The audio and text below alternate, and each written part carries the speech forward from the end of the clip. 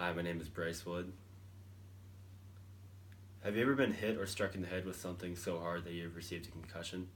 Well, I have twice in my life, and I can tell you that it's not something you can just walk away from. It's not a very rare thing to have a concussion. I'm guessing you know somebody or have heard about somebody who has a concussion in their life. Now let's find out how you can get how you can get a concussion.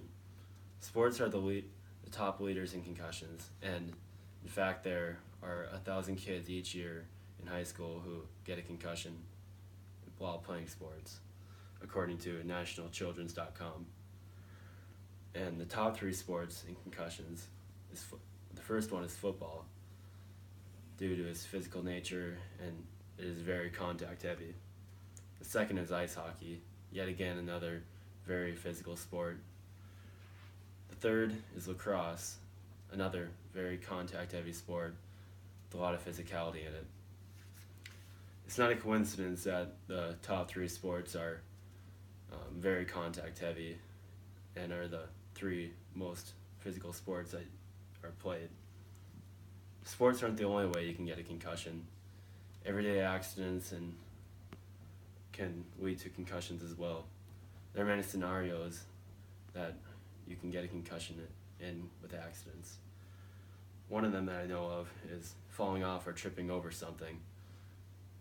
You may get a concussion doing that, and maybe something falling on you could lead to a concussion and hitting your head.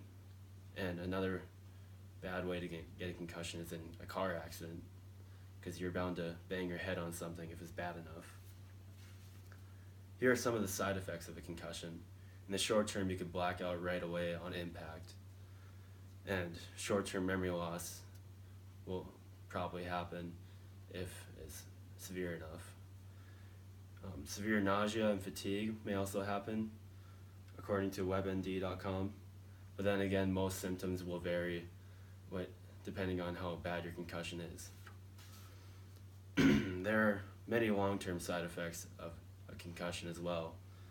Long-term and short-term memory loss may affect you for the next weeks and even months after your incident. Severe headaches and migraines may pop up even years later, and you're at a high risk of getting Parkinson's disease as well, but that is more for the people who have had many concussions in their life, like a pro football player in the NFL. Before, I mentioned that I have had 2 concussions in my life, and here's my first one. 2 years ago, I was playing summer baseball. I was in the outfield tracking down a baseball, and I was looking up into the sky, and at the last second, when I was sprinting full speed, I hit my head right as I turned and ran straight into a metal pole, or the fence. I blacked out immediately, and then just like that, my coach, who was at the time 300 feet away from me, was right there in a matter of seconds when I opened my eyes. And then all of a sudden, it was in the middle of the first inning, and I was sitting in the dugout, and I had no idea what was happening. But fortunately, like a day or two later, everything went back to normal, and all I had was just a little bit of a headache to deal with. My second concussion was a lot worse in my opinion.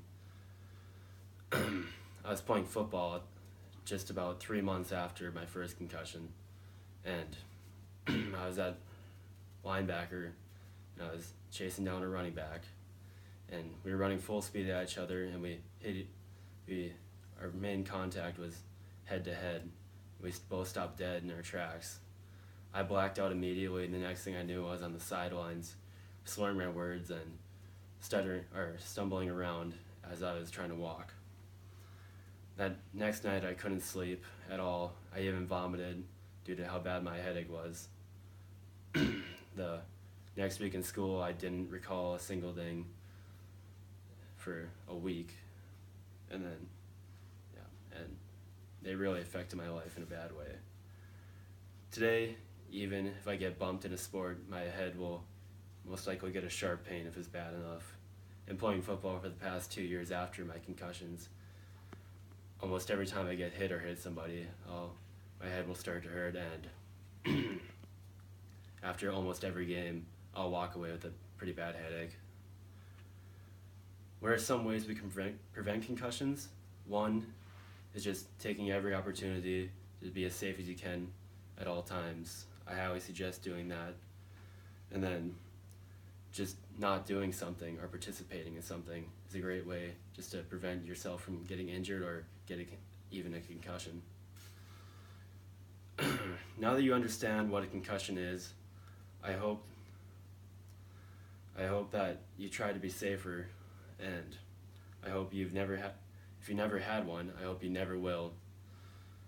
I finally hope that my own story will change the way you think of concussions and the people who go through them.